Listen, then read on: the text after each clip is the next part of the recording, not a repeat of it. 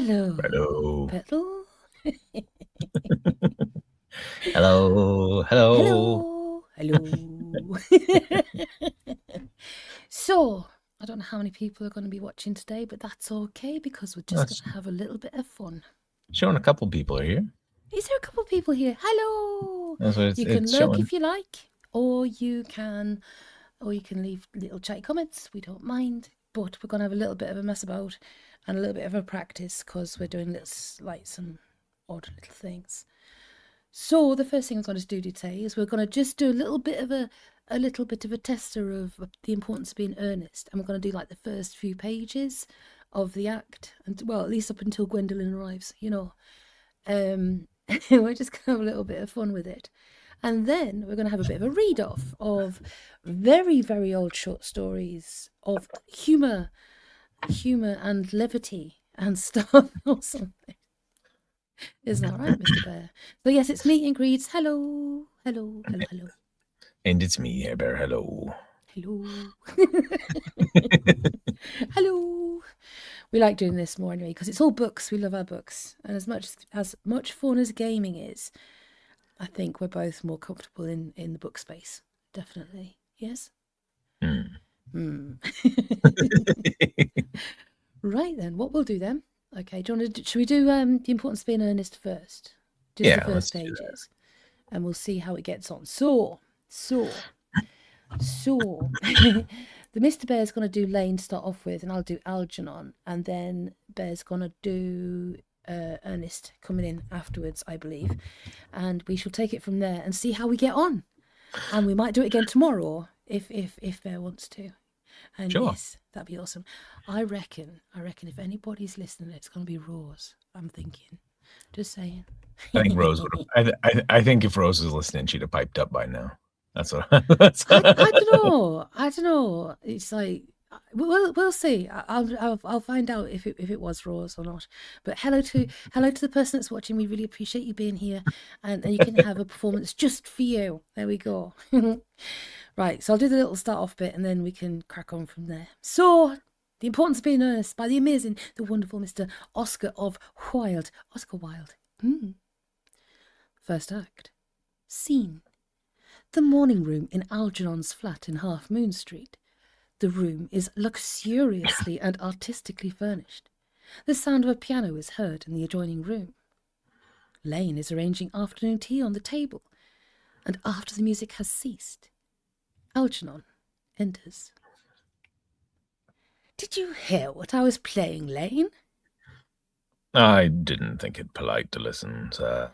Oh, I'm sorry for that. For your sake, I don't play accurately. Anyone can play accurately, but I play with a wonderful expression. Now, as far as the piano is concerned, sentiment is my forte. I keep science for life. Yes. And speaking of the science of life, have you got the cucumber sandwiches out for Lady Bracknell? Yes. Hmm. Hmm. Oh, by the way, Lane, I see from your book that on Thursday night, when Lord Shawman and Mr. Worthing were dining with me, 8 bottles of champagne are entered as having been consumed. Yes. 8 bottles and a pint. Why is it that at a bachelor's establishment the servants invariably drink the champagne? I ask merely for information. I attribute it to the superior quality of the wine, sir. I have often observed that in married households the champagne is rarely of a first-rate brand. Good heavens! Is marriage as demoralizing as that? I believe it is a very pleasant state, sir. I have had very little experience of it myself up to present. I have only been married once. That is a consequence of a misunderstanding between myself and a young person. I don't know that I am much interested in your family life, Lane. No, sir, it is not a very interesting subject. I never think of it myself. Very natural, I'm sure. That will do, Lane. Thank you. Thank you, sir. Lane's views on marriage seem somewhat lax. Really, if the lower orders don't set us a good example, what on earth is the use of them? I mean, they seem as a class to have absolutely no sense of moral responsibility. Mr. Ernest Worthing, sir. How are you, my dear Ernest? What brings you up to town? Oh, pleasure, pleasure. What else would bring one anywhere? Eating as usual, I see, Algy. I believe it is customary in good society to take some slight refreshment at 5 o'clock. Where have you been since last Thursday? In the country. What on earth do you do there? When one is in town, one amuses oneself. When one is in the country, one amuses other people. It is excessively boring. Oh, and who are the people you amuse? Oh, neighbours, neighbours. Got nice neighbours in your part of Shropshire? Perfectly horrid. Never speak to one of them. How immensely you must amuse them. By the way, Shropshire is your county, is it not? Eh? Shropshire? Yes, of course. Hello. Why all these cups? Why cucumber sandwiches? Why such reckless extravagance in one so young? Who's coming to tea? Oh, merely Aunt Augusta and Gwendolen. How perfectly delightful. Ah! Take a quick break there. Lost my page. Yes, that is all very well, but I'm afraid Aunt Augusta won't quite approve of your being here. May I ask why? My dear fellow, the way you flirt with Gwendolen is perfectly disgraceful. It is almost as bad as the way Gwendolen flirts with you. I am in love with Gwendolen. I have come up to town expressly to propose to her. I thought you had come up for pleasure. I call that business. How utterly unromantic you are. I really don't see anything romantic in proposing. It is very romantic to be in love, true, but there is nothing romantic about a definite proposal. Why, one may be accepted. One usually is, I believe. Then the excitement is all over. The very essence of romance is uncertainty. If ever I get married, I'll certainly try to forget the fact. I have no doubt about that, dear Algy. The divorce court was specially invented for people whose memories are so curiously constituted. Oh, there is no use speculating on that subject. Divorces are made in heaven. Please don't touch the cucumber sandwiches. They are ordered specially for Aunt Augusta. Well, you've been eating them all the time. That is quite a different matter. She is my aunt. Have some bread and butter. The bread and butter is for Gwendolen. Gwendolen is devoted to bread and butter. And very good bread and butter it is, too. Well, my dear fellow, you need not eat as if you were going to eat it all. You behave as if you were married to her already. You are not married to her already, and I don't think you ever will be. Why on earth would you say that? Well, in the first place, girls never marry the men they flirt with. Girls don't think it right. Oh, that is nonsense. It isn't. It's a great truth. It accounts for the extraordinary number of bachelors that one sees all over the place. In the second place, I don't give my consent. Your consent? My dear fellow, Gwendolen is my first cousin, and before I allow you to marry her, you will have to clear up the whole question of Cecily. Cecily? What on earth do you mean? What do you mean, Algy, by Cecily? I don't know anyone by the name of Cecily. Bring me that cigarette case Mr. Worthing left in the smoke room the last time he dined here, Lane. Yes, Do you mean to say that you have my cigarette case all this time? I wish to goodness you had let me know. I've been writing frantic letters to Scotland Yard about it. I was very nearly offering a large reward. Well, I wish you would offer one. I happen to be more than usually hard up. There's no good in offering a large reward now that the thing is found. I think that is rather mean of you, Ernest, I must say.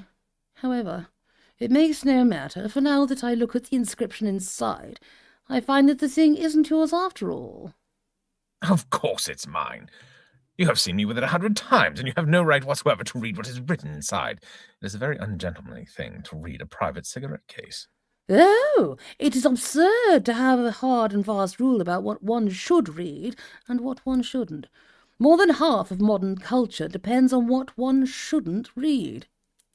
I am quite aware of the fact, and I don't propose to discuss modern culture. It isn't the sort of thing one should talk of in private. I simply want my cigarette case back.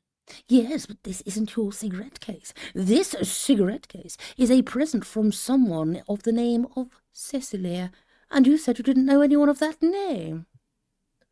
Well, if you want to know, Cecily happens to be my aunt. Your aunt? Yes, charming old lady she is too. Lives at Tunbridge Wells. Just give it back to me, Algy. But why does she call herself Little Cecily, if she's your aunt and lives at Tunbridge Wells? From Little Cecily with her fondest love. My dear fellow, what on earth is that in there? What on earth is there in that? Some aunts are tall, some aunts are not tall. That is a matter that surely my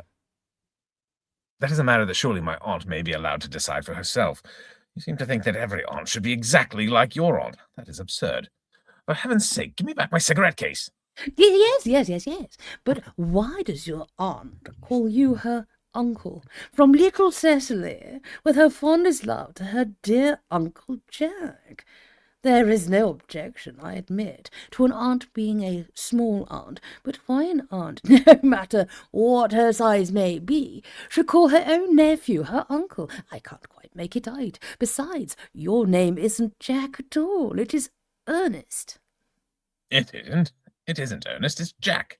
You have always told me it was Ernest.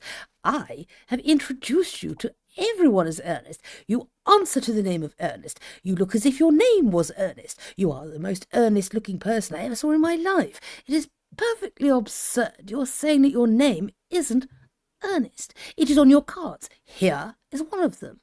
Mr. Ernest Worthing, B. for the Albany. I'll keep this as a proof that your name is Ernest if you ever attempted to deny it to me, or to Gwendolen, or to anyone else. Well, my name is Ernest in town and Jack in the country. And the cigarette case was given to me in the country. Yes, but that does not account for the fact that your small aunt Cecily, who lives at Tunbridge Wells, calls you her dear uncle. Come on, old boy. You had much better have the thing out at once. My dear Algy, you talk exactly as if you were a dentist. It is a very vulgar thing to talk like a dentist when one isn't a dentist. It produces a false impression. Well, that is exactly what dentists always do. Now, go on. Tell me the whole thing. I may mention that I have always suspected you of being a confirmed and secret Bunburyist, and I'm quite sure of it now. Sidebar, the frick is a Bunburyist? I've got no freaking clue. Yeah. See, Something Jackson's of Bunbury. Okay, we might have the same because Jack said the same thing. Bunburyist? What on earth do you mean by a Bunburyist? I will reveal to you the meaning of that incomparable expression as soon as you're kind enough to inform me why you are Ernest in town and Jack in the country. Well, produce my cigarette case first. Here it is. Now, produce your explanation, and pray make it improbable. My dear fellow, there is nothing improbable about my explanation at all. In fact, it's perfectly ordinary. Old Mr. Thomas Cardew, who adopted me when I was a little boy, made me in his will guardian to his granddaughter, Miss Cecily Cardew. Cecily, who addresses me as her uncle from motives of respect that you would not probably appreciate, lives at my place in the country under the charge of her admirable governess, Miss Prism. Where is that place in the country, by the way? That is nothing to you, dear boy. You're not going to be invited.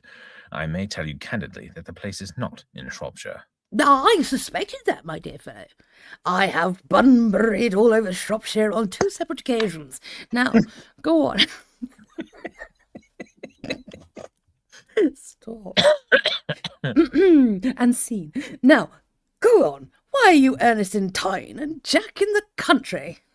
My dear Algy, I don't know whether you will be able to understand my real motives. You are hardly serious enough. When one is placed in the position of guardian, one has to adopt a very high moral tone in all subjects. It is one's duty to do so, and as a high moral tone can hardly be said to conduce very much to either one's health or one's happiness, in order to get up to town, I've always pretended to have a younger brother of the name of Ernest, who lives in the Albany, and gets into the most dreadful scrapes. That, my dear Algy, is the whole truth, pure and simple. The truth is rarely pure and never simple. Modern life would be very tedious if it was either, and modern literature a complete impossibility. That wouldn't at all be a bad thing. Literary criticism is not your forte, my dear fellow. Don't try it. You should leave that to people who haven't been at a university. They do it so well in the daily papers. Now, what you really are is a Bunburyist. I was quite right in saying you were a Bunburyist. You are one of the most advanced Bunburyists I know. What on earth do you mean?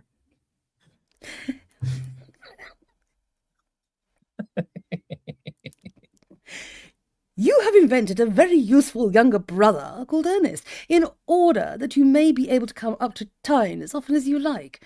I have invented an invaluable permanent invalid called Bunbury, in order that I may be able to go down into the country whenever I choose. Bunbury is perfectly invaluable. If it wasn't for Bunbury's extraordinary bad health, for instance, I wouldn't be able to dine with you at Willis's tonight, for I have been really engaged to Aunt Augusta for more than a week. I haven't asked you to dine with me anywhere tonight. I know. You are absurdly careless about sending out invitations. It is very foolish of you. Now, nothing annoys people so much as not receiving invitations. You had much better dine with your Aunt Augusta. I haven't the smallest intention of doing anything of the kind. To begin with, I dine there on Monday, and once a week is quite enough to dine with one's own relations. In the second place, whenever I do dine there, I am always treated as a member of the family, and sent down with either no woman at all, or two. In the third place, I know perfectly well whom she will place me next to, tonight. She will place me next to Mary Farquhar, who always flirts with her own husband across the dinner table.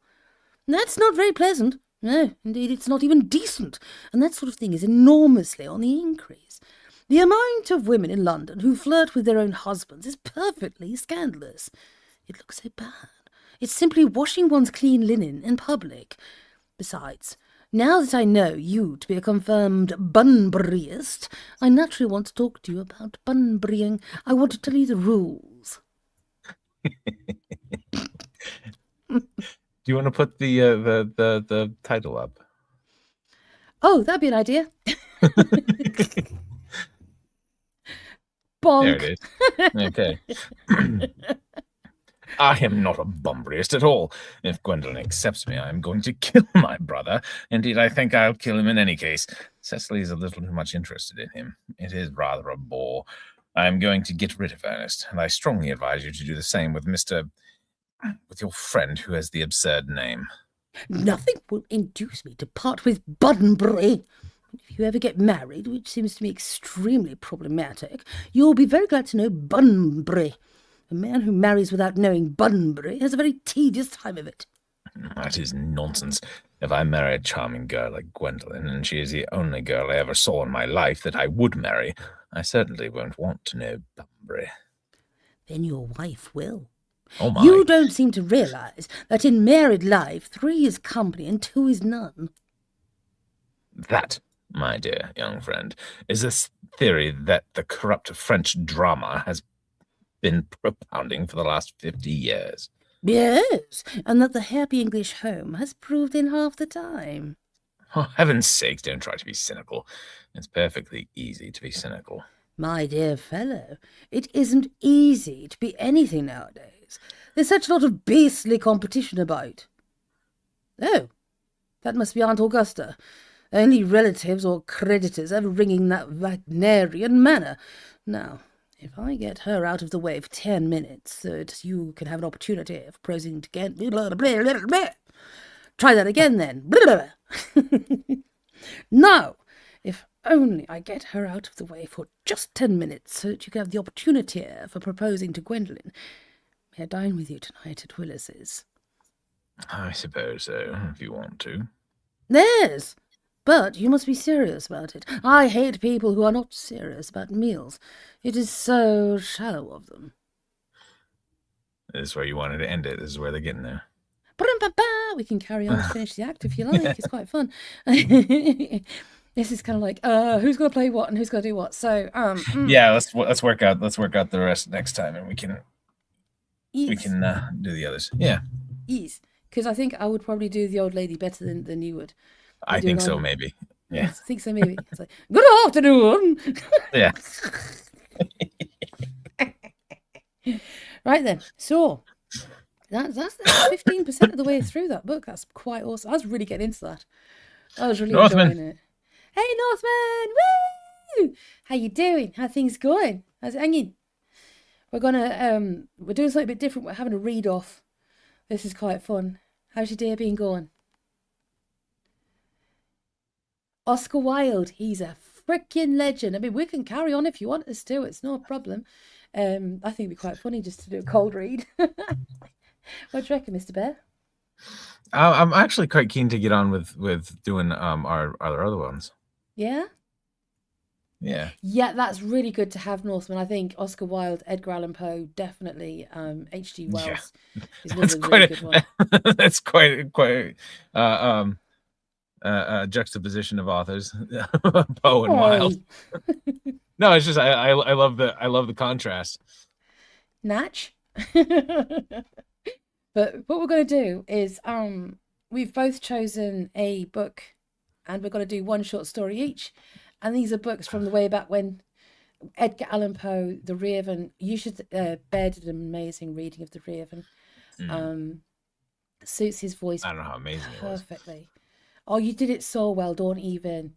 But on Bear's channel, it's fantastic, absolutely brilliant. But do you want to go first, Bear, or shall I? Why don't you go first? You want me to go first? Well, I've got two. I've got Beasts or Super Beasts, which is a short story collection by Saki. But I'm thinking, like Bear made the suggestion, this one's going to be pretty good, actually. It's the best British short stories of 1922.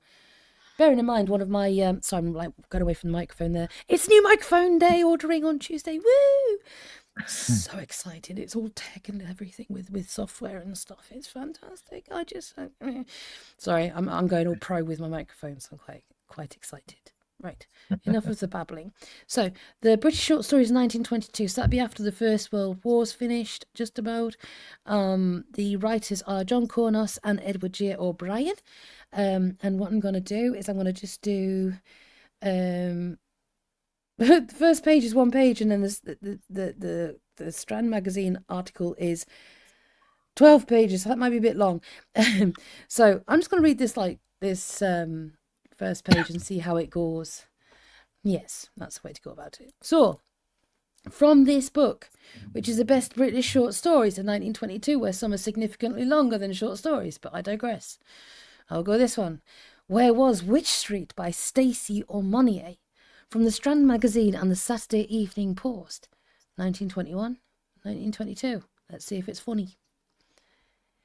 In the public bar of the Wagtail in Wapping, 4 men and a woman were drinking beer and discussing diseases. Oh, delightful conversation there.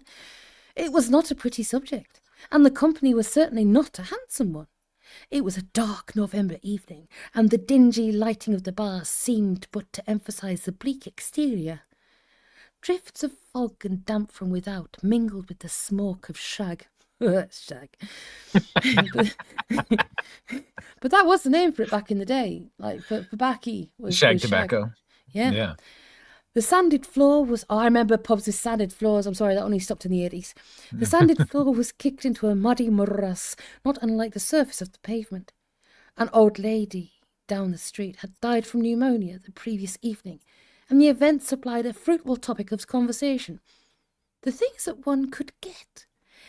Everywhere were germs eager to destroy one. At any minute, the symptoms might break out, and so one foregathered in a cheerful spot amidst friends and drank forgetfulness. Prominent in this little group was Baldwin Meadows, a sallow-faced villain with battered features and prominent cheekbones, his face cut and scarred by 100 fights. Ex-seaman, ex-boxer, ex-fish porter, indeed to everyone's knowledge, ex-everything. Now, no one knew how he lived. By his side lurched an enormous coloured man who went by the name of Harry Jones. Bleep that out. Grinning above a tankard sat a pimply-faced young man who was known as the Agent. Silver rings adorned his fingers. and he had no other name, and most emphatically, no address. But he arranged things for people and appeared to thrive upon it in a scrambling, fugitive manner. The other two people were Mr. and Mrs. Dawes. Mr. Dawes was an entirely negative person, but Mrs. Dawes shone by virtue of a high, whining, insistent voice keyed to within half a note of hysteria. Oh, bugger, I've lost my page. Then at one point, the conversation suddenly took on a peculiar turn. It came about through Mrs. Dawes mentioning that her aunt, who died from eating tinned lobster, used to work in a corset shop in Wych Street. When she said that, the agent, whose right eye appeared to survey the ceiling, whilst his left eye looked over the other side of his tankard, remarked, "Where was Wych Street, Ma?" "Lord!" exclaimed Mrs. Dawes. "Don't you know, dearie? You must be a young un, you must. Why, when I was a girl, everyone knew Wych Street. It was just down there, where they built the Kingsway, like." Baldwin Meadows cleared his throat and said, "Wych Street used to be a turning running from Longacre into Wellington Street." "No, old boy," chipped in Mr. Dawes, who always treated the ex-man with great deference. "If you'll excuse me, Wych Street was a narrow lane at the back of the old Globe Theatre and used to pass by the church." "I know what I'm talking about," growled Meadows. Mrs. Dawes' high nasal whine broke in. "Hi, Mr. Booth, you used to know your way about. Where was Wych Street?" Mr. Booth, the proprietor, was polishing a tap. He looked up. "Wych Street? Yeah, of course. I know Wych Street. Used to go there with some of the boys when I was in Covent Garden way. It was right angles to the Strand, just east of Wellington Street." "No, it weren't. If it were alongside the Strand before you come to Wellington Street." "What are you doing?" "Oh, cool. I'm putting this up. Thank you." The coloured man, or the man of colour, took no part in the discussion, one street and one city being alike to him, provided he could obtain the material comforts dear to his heart, but the others carried it on with a certain amount of acerbity. Now, before any agreement had been arrived at, three of the men entered the bar. The quick eye of Meadows recognised them at once as three of what was known at that time as the Gallows Ring. I should do this in a Cockney accent. Every member of the Gallows Ring had done time, but they still carried on a lucrative industry devoted to blackmail, intimidation, shoplifting, and some of the clumsiest recreations.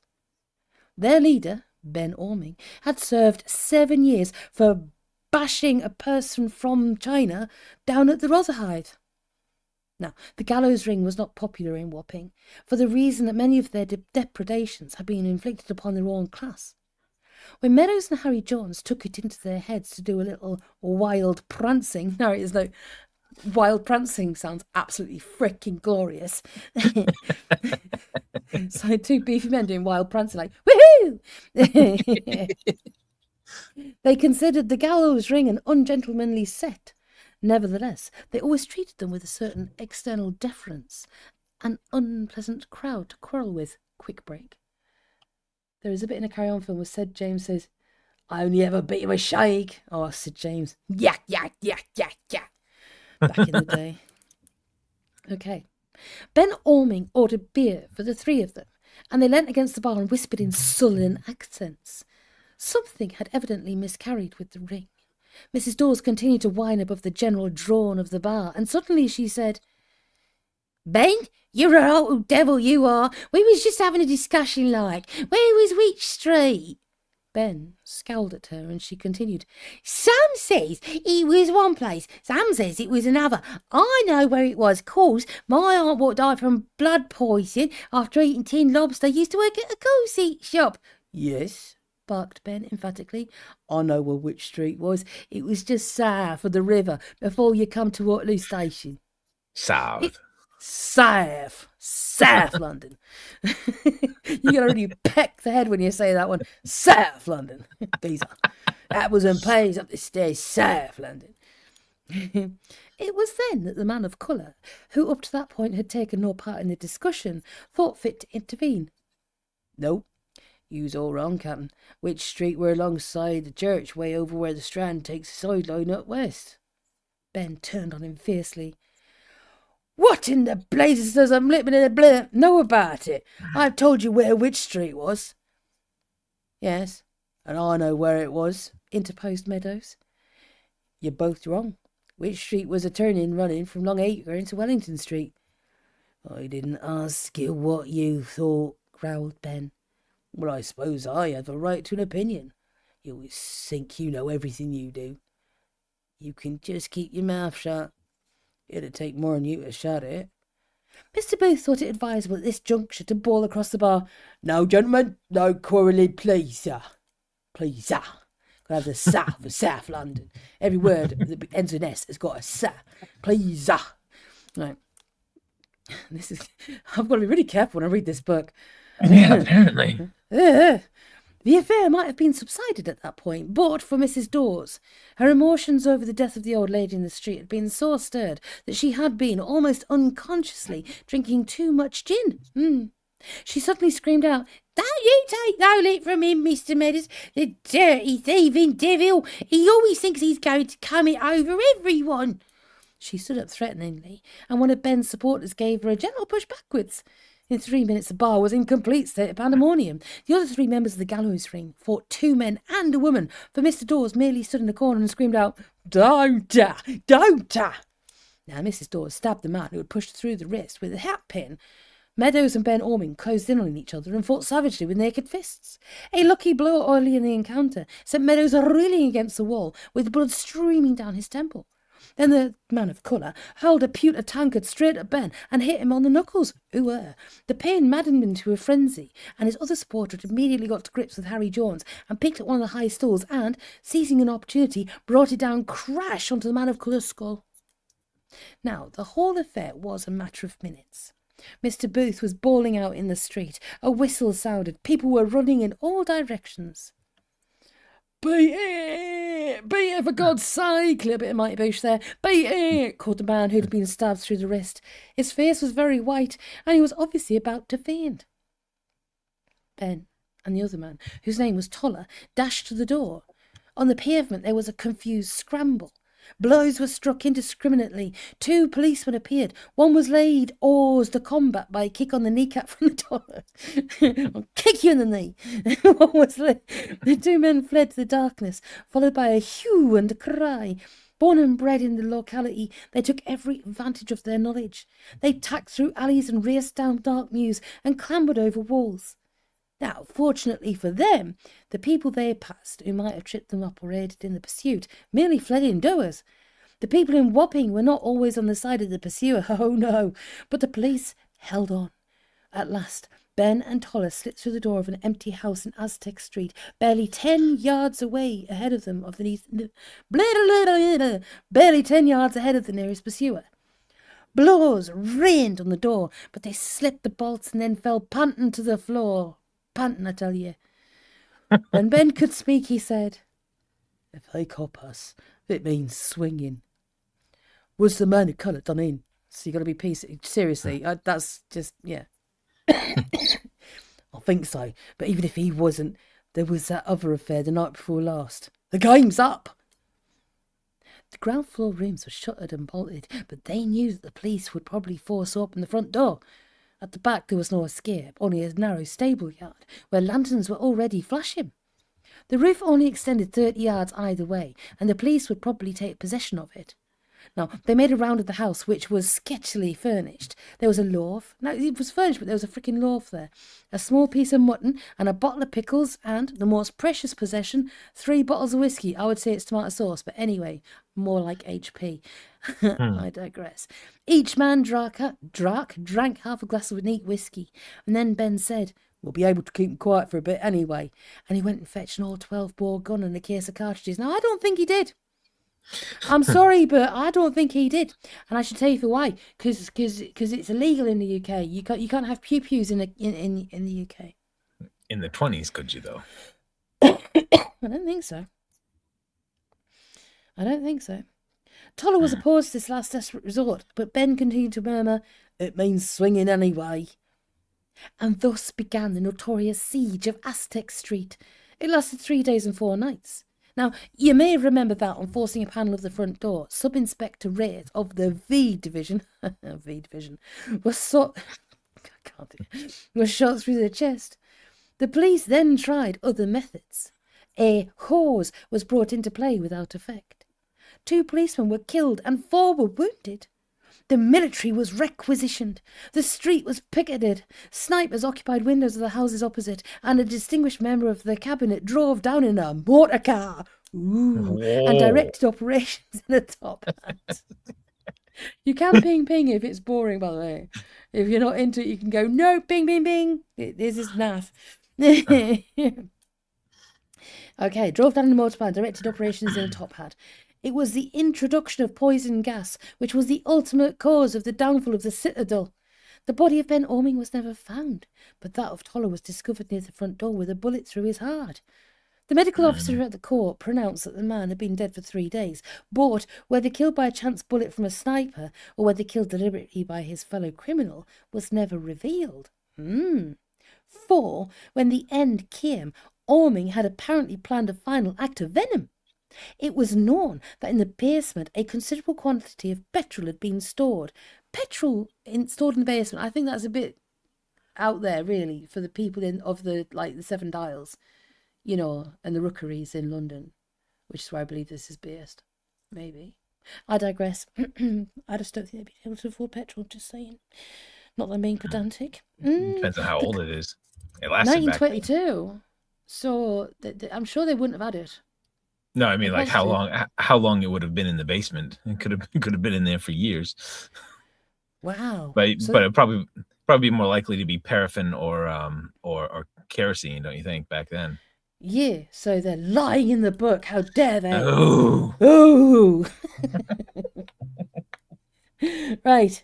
The contents had probably been carefully distributed over the most inflammable materials in the top rooms. The fire broke out, as one witness described it, almost like an explosion. Kaboom!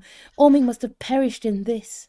The roof blazed up, and the sparks carried across the yard and started a stack of light timber in the annex of Messrs. Mudrell's piano factory. Oh dear. The factory and 2 blocks of tenement buildings were burnt to the ground. The estimated cost of the destruction was £180,000. Back in that day, that was quite a fair penny, I'll tell you. The casualties amounted to 7 killed and 15 wounded. Oh no! At the inquiry held under Chief Justice Pengammon, various odd interesting facts were revealed. Mr. Laws Palby, the brilliant young KC, King's Counsel that is, distinguished himself by his searching cross-examination of many witnesses. At one point, a certain Mrs. Dawes was put in the box. "Now," said Mr. Laws Palby, "I understand that on the evening in question, Mrs. Dawes, you and the victims and these other people who have been mentioned were all seated in the public bar of the Wagtail, enjoying its no doubt excellent hospitality and indulging in a friendly discussion. Is that so?" "Yes, sir." "Now you tell his lordship what you were discussing." "Diseases, sir." "Diseases?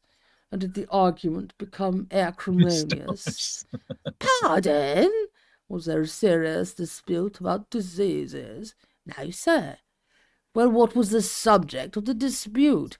"We was arguing as to where Wych Street was, sir." "What's that?" said his lordship. "The witness states, my lord, that they were arguing as to where Wych Street was." "Wych Street? Do you mean W-Y-C-H? "Yes, sir." "You mean the narrow old street that used to run across the site of what is now the Gaiety Theatre?" Mr. Laws Palby smiled in his most charming manner. "Yes, my lord. I believe the witness refers to the same street you mentioned there. If I may be allowed to qualify your lordship's description of the locality, may I suggest that it was a little further east, at the side of the old Globe Theatre, which was adjacent to St. Martin's in the Strand. That is the street you are all arguing about, isn't it, Mrs. Dawes?" "Well, sir, my aunt, who died from eating tinned lobster, used to work at a cool-seat shop. I ought to know." His lordship ignored the witness. He turned to the counsel rather peevishly. "Miss Laws Palsbury, when I was your age, I used to pass through Wych Street every day of my life. I did so for nearly 12 years. I think it hardly necessary for you to contradict me." Now the council bowed. It was not his place to dispute with the Chief Justice, although that Chief Justice be a hopeless old fool. But another eminent KC, an elderly man with a tawny beard, rose in the body of the court and said, "If I may be allowed to interpose, your lordship, I also spent a great deal of my youth passing through Wych Street. I have gone into the matter, comparing past and present ordnance survey maps. Now, if I am not mistaken, the secret, the street the witness was referring to, began near the hoarding at the entrance to the Kingsway and entered at the back of what is now the Old Witch Theatre." "Oh no, Mr. Backer," exclaimed Lowes Parlby. His lordship removed his glasses and snapped out, "The matter is entirely irrelevant to the case." Now, it certainly was, but the brief passage of arms, can you sort that out for me, please, Bear? Trying to, yeah. Sorry, it certainly was, but the brief passage of arms left an unpleasant tang of bitterness behind. It was observed that Mr. Lowes Parlby never again quite got the prehensile grip upon his cross-examination that he'd shown in his treatment of the earlier witnesses. The man of colour, Harry Jones, had died in hospital, but Mr. Booth, the proprietor of the Wagtail, Baldwin Meadows, Mr. Dawes, and the man who was stabbed in the wrist all gave evidence of a rather nugatory character. I like that word. Lowes Parlby could do nothing about it. He could do nothing with it. The findings of this special inquiry do not concern us. It is sufficient to say that the witnesses already mentioned all returned to Wapping. The man who had received the thrust of a hat-pin through his wrist did not think it advisable to take any action against Mrs. Dawes. Oh, no. He was pleasantly relieved to find that he was only required as a witness of an abortive discussion. My God, how much of this is left? Jeepers creepers. That's okay. You don't have to go through the whole thing if you don't want to. Well, there's 6 pages left, so as long as you guys want me to do it, but I don't want to take up your time to prepare. Seriously. That's up to you. 6 pages. What time are we on? 1:12? I can nip through it. Might as well. Okay. You sure? Yeah, you do yours. It's up to you. I can pause it. It's just it'll be half done, and I'll be like, I've got to start the other half of it tomorrow. So I'll finish it off. You sure is it? Wasn't me. Oh no. I wanted to do a short story, me. And this then is a short story, is it not? Well, yeah, kind of. Short story to me is like 6 pages, not flipping 20. I think we'll have to have a 6-page limit next time. That'd be good. Okay. Well, I mean, I didn't read ahead. I just found it and said, "Oh, these look interesting." They are very good. I'm enjoying it, to be honest. Some of the vernacular is questionable. It is a short story, but it's like 18 pages short story. We can leave it off if you want to. If you want to switch over. Mine's a little bit long. You don't have to do I probably won't do the whole thing either. So. Do you want to do so we'll just keep reading them and we'll do it again tomorrow? Sure. Okay, so I'm going to pause mine now because I think it's Bear's turn. So we go bing, bing, bing, bing, bing. It's Bear's turn. I quite enjoyed the characters in that one. I thought they were quite fun. See, that's what I thought. I thought it sounded like it would be one that you'd be you'd do well with the characters in that one. Mm-hmm. Yes, they did write long short stories back then. I'll tell you something though. And I did 7 chapters of this. But one of my favourite short stories in the whole of literature is actually the Pickwick Papers. Well, in English literature, in classic literature, if I was to read short stories I really wanted to do, it would be Tales of the Unexpected by Roald Dahl. Because they're mint. Are they not, Mr. Bale? Absolutely. Are you going to do the run of your own story, or do you want me to try and do it? I'll do it. I did. I liked that. That was quite nifty. Are you enjoying? Are you enjoying this live? By the way, just it's really good to have you here, and we've got a nice little group, and we can do submissions of what you want to do. And I'm quite enjoying the books that we're reading. And my cat's back to with my keyboard again. She's got a big tummy. Yes, she does. Yes. Give me just a minute. I'll be back in just a moment. Okie dokie. You've got a copy of the Pickwick Papers that you've got as you have as a gift. It's one of the best books. I do have an older copy, but I wouldn't mind getting myself a newer one. See if I can get another one. I'm going to be eating beans on toast for the rest of the month. But then again, actually another month finishes in the next couple of days. Because, as I said, I'll get my new microphone on Tuesday, and I'm very excited about that. Because a condenser mic is fantastic for podcasting or doing audiobooks and starting out. But having a directional mic itself, like a Shure microphone, with the XLR interface, gives you so much more that you can do.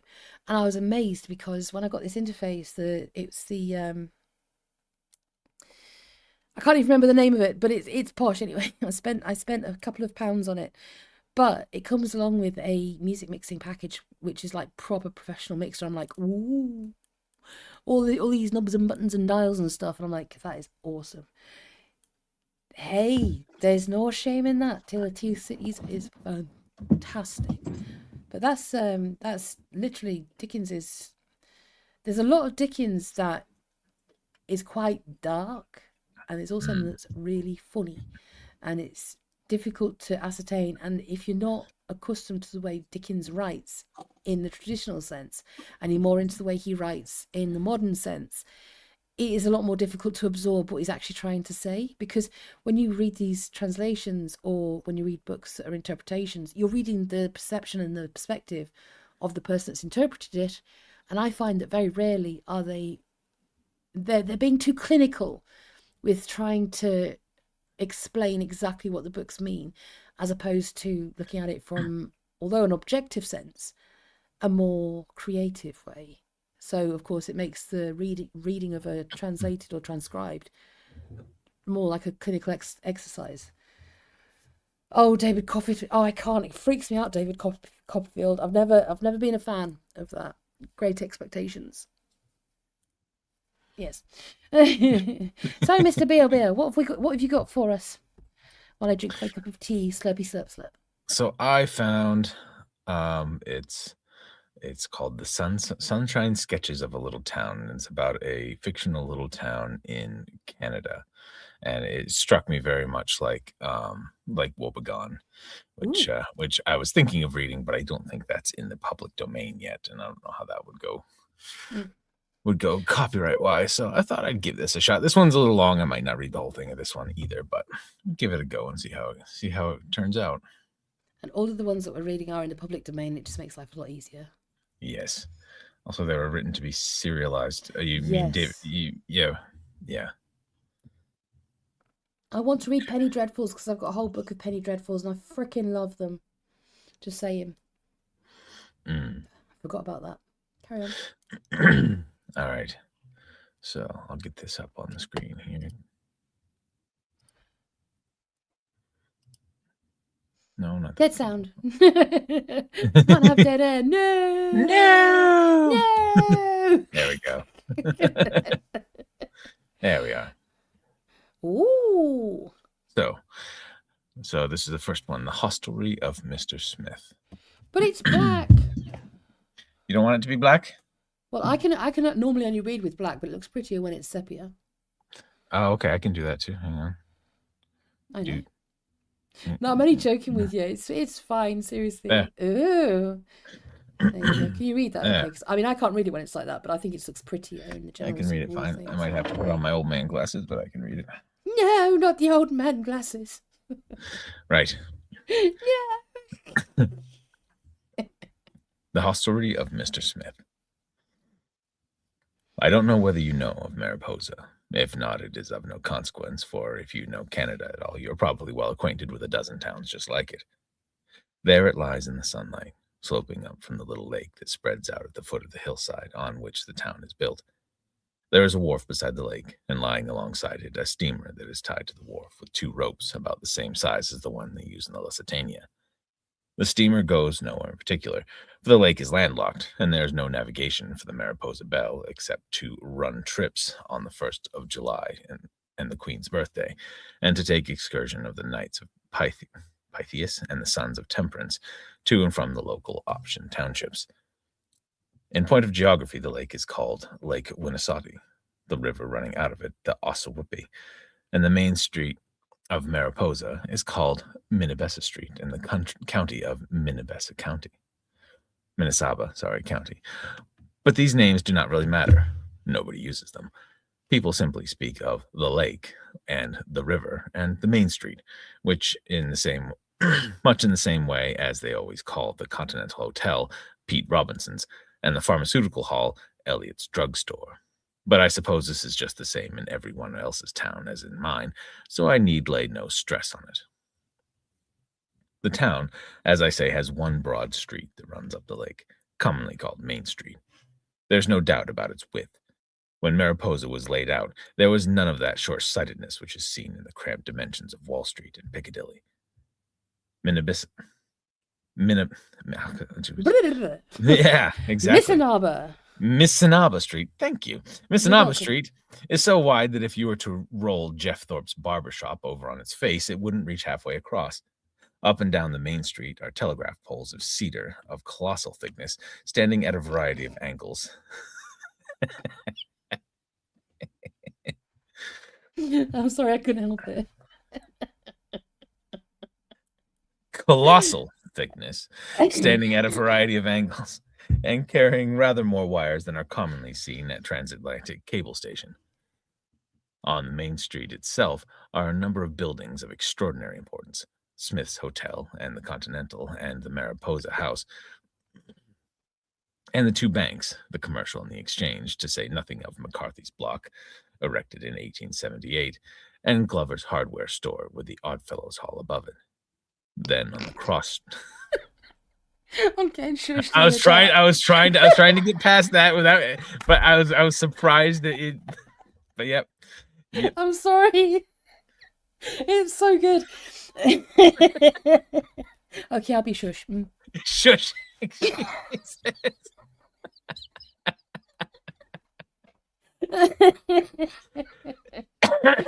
I'll be shush. I'm going to listen to the story read by the nice man. Now shush. Then on the cross street that intersects Missinaba Street at the main corner there is the post office and the fire hall and the Young Men's Christian Association and the office of the Mariposa News Packet. In fact, to the eye of discernment, a perfect jostle of public institutions, comparable only to Threadneedle Street on Lower Broadway. On all sides, on all the side streets, there are maple trees and broad sidewalks, trim gardens with upright calla lilies, houses with verandas, which are here and there being replaced by residences with... How do you even pronounce that? Piazzas? Sure. Piazzas. Piazzas. Yeah, it's a perfect word for anybody that's northeast. Piazzas!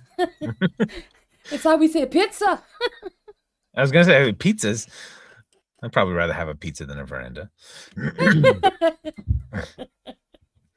To the careless eye, the scene of the main street of a summer afternoon is one of deep and unbroken peace. The empty street sleeps in the sunshine. There is a horse and buggy tied to the hitching post in front of Glover's Hardware Store. There is, usually and commonly, the burly figure of Mr. Smith, proprietor of the Smith's Hotel, standing in his checkered waistcoat on the steps of the hostelry, and perhaps further up the street, Lawyer McCartney, going for his afternoon mail, or Reverend Mr. Drone and Rural Dean of the Church of England, Church going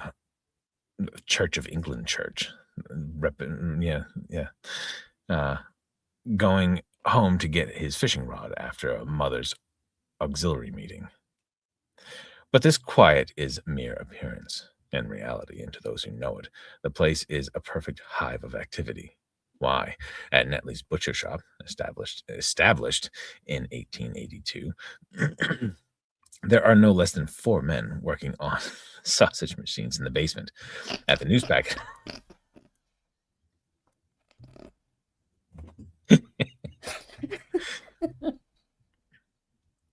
at the newspacket office, there are as many more job printing. There is a long-distance telephone with 4 distracting girls on high stools, wearing steel caps and talking incessantly.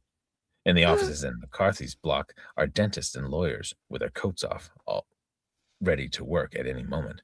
And from the big planning factory down beside the lake where the railroad siding is, you may hear all through the hours of the summer afternoon the long, drawn-out music of the running saw. Busy? Well, I should think so. Ask any of its inhabitants if Mariposa isn't a busy, hustling, thriving town. Ask Mullins, the manager of the Exchange Bank, who comes hustling over to his office from the Mariposa house every day at 10:30 and and has scarcely time all morning to go out and take a drink with the man urged at the commercial. Or ask, well, for the matter of that, ask any of them if they ever knew a more rushing go-ahead town than Mariposa. Of course, if you come to the place fresh from New York, you are deceived. Your standard of vision is all astray. You do think the place is quiet. You do imagine that Mr. Smith is asleep merely because he closes his eyes as he stands. But live in live in Mariposa for 6 months or a year, and you'll begin to understand it better. The buildings get higher and higher. The Mariposa house grows more and more luxurious. McCarthy's block towers to the sky. The buses roar and hum to the station. The trains shriek. The traffic multiplies. The people move faster and faster. A dense crowd swirls to and fro in the post office and the 5 and 10 cent store and amusements. Well, now, lacrosse, basketball, excursions, dances, the fireman's ball every winter, and the Catholic picnic every summer, and music, the town band in the park every Wednesday evening, and the Oddfellows brass band on the street every other Friday. The Mariposa Quartet, the Salvation Army. Why, after a few months' residence, you begin to realize that the place is a mere mad round of gaiety. Sounds like fun to me. In point of population, if one must come down to figures, the Canadian census puts the numbers every time at something around 5,000. But it is very generally understood in Mariposa that the census is largely the outcome of malicious jealousy. It is usual that after the census, editor of the Mariposa Newspacket makes a careful reestimate based on the data relative to non-payment of subscriptions and brings the population up to 6,000. After that, the Mariposa Times-Herald takes an estimate that runs the figures up to 6,500. And then Mr. Gingham, the undertaker, who collects the vital statistics for the provincial government, makes the estimate from the number of what he calls the demised, as compared with the less interesting persons who are still alive, and brings the population up to 7,000. After that, someone else works out that it's 7,500. Then the man behind the bar of Mariposa offers a bet of the whole room that there are 9,000 people in Mariposa. That settles it. And the population is well on its way to 10,000 when down swoops the federal census taker on his next round, and the town has to begin all over again. Still, it is a thriving town, and there's no doubt of it. Even the transcontinental railways, as any townsman will tell you, run through Mariposa. It is true that the trains mostly go through at night and don't stop.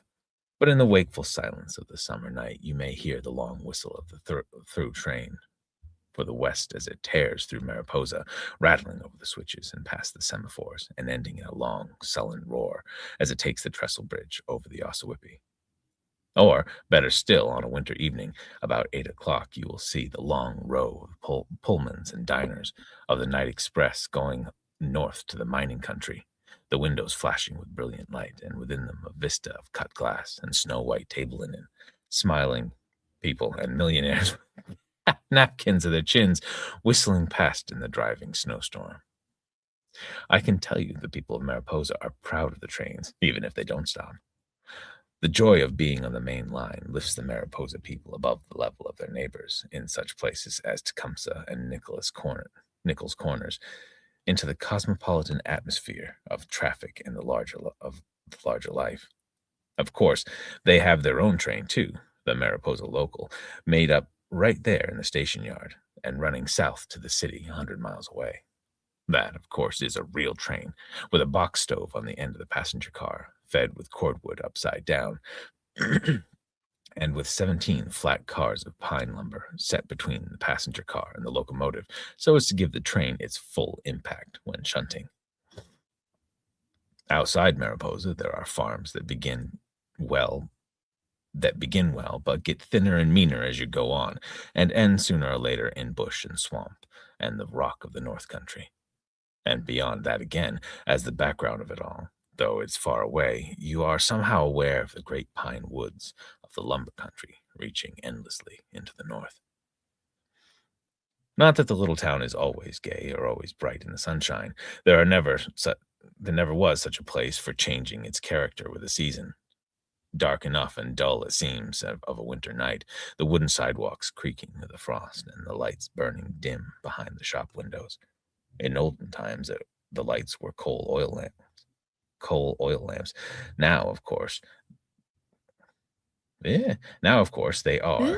or are supposed to be electricity, brought from the powerhouse of the lower Ossawippi 19 miles away. But somehow, though it starts off as electricity from the Ossawippi Rapids, by the time it gets to Mariposa and filters into the light bulbs behind the frosty windows of the shops, it has turned into coal oil again, as yellow and bleared as ever. After the winter, the snow melts and the ice goes out in the lake.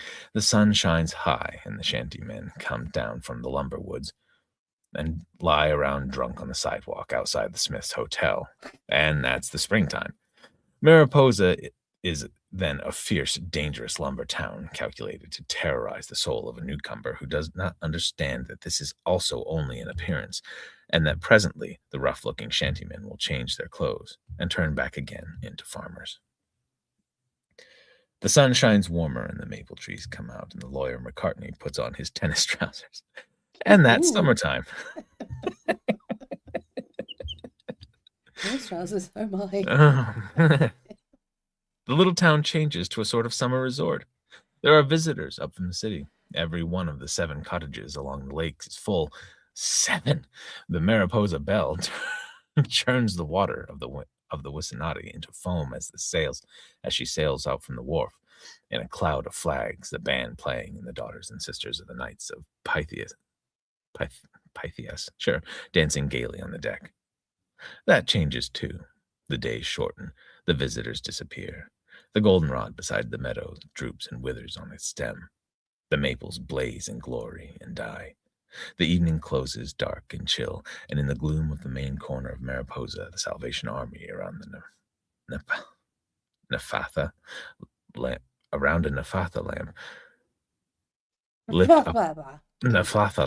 lift up the confession of their sins, and that is autumn. Thus the year runs its round, moving and changing in Mariposa, much as it does in other places. How are we going? How are we feeling this one out? Oh, it's sweet. Yeah. It's sweet. I like the tennis trousers. That's probably the highlight of it for me. That was the highlight of the whole thing. Ah, I keep going if you like. yes, All right. thank you.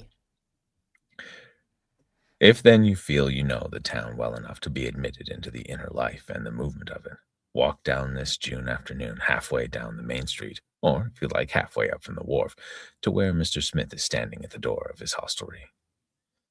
You feel as if you draw near.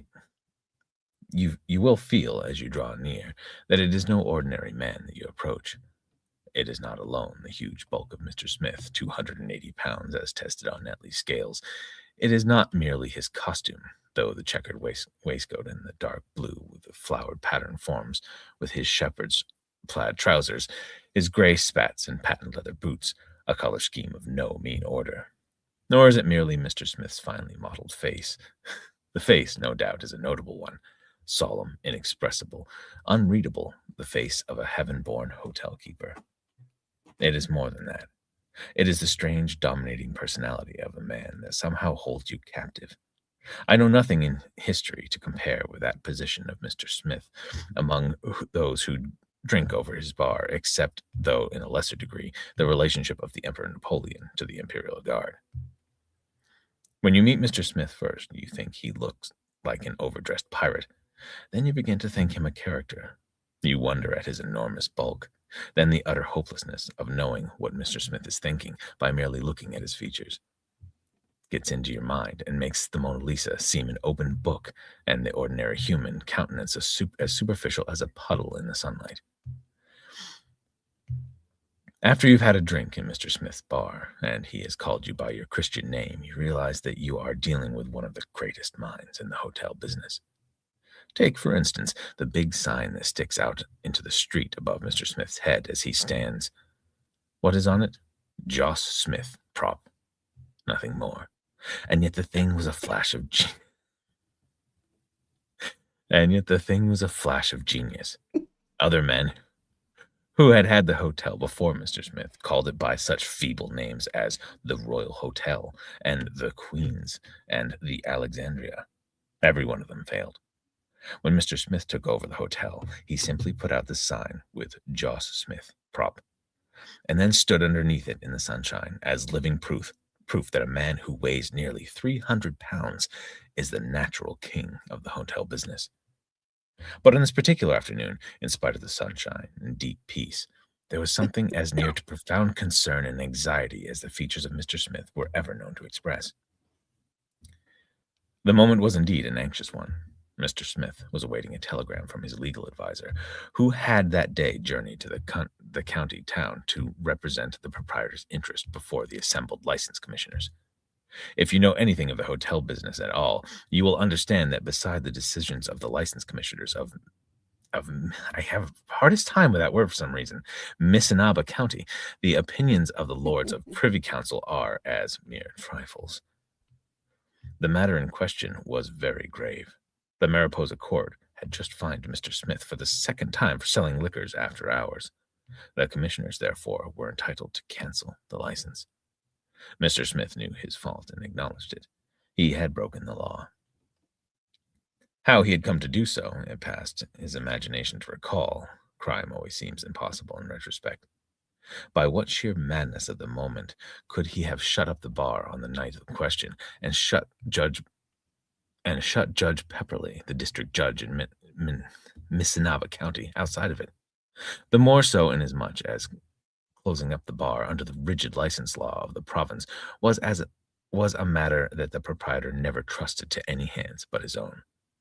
Punctually every night at 11 o'clock, Mr. Smith strolled from the desk of the rotunda to the floor of the bar. It seemed properly full of people, and all was bright and cheerful. Then he closed it. If not, he kept it open a few minutes longer until he had enough people inside to warrant closing.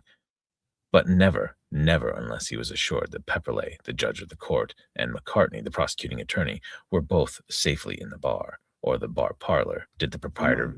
Bring Gus inside. Sorry about that. It is getting about that time. It is, isn't it? Well, just finish the page. Yeah. Yet on this fateful night, Pepperley and McCartney had been shut out, actually left on the street without a drink, and compelled to hammer and beat on the street door of the bar to gain admittance. Yeah. Oh, my lovely beans. It's lovely. We've had quite a few people in, and it's very much appreciated, and it's awesome. Like, if you get a chance, let us know what you think. Let us know what you'd like. If you want to make any book suggestions, we always like those. And what we'll do is, if we're able, we'll come back tomorrow and we'll finish off our stories, and we'll finish off the act of The Importance of Being Earnest, and just make it like a little series, if that's okay with you guys. So thank you very, very much for being here, and we'll see you later, Northman. But yes, see you later, Northman. Thank you very much to everybody who's lurking, because lurkers are awesome, and send you a big love. Have a wonderful evening. Yes, have a great evening. Take care, pal.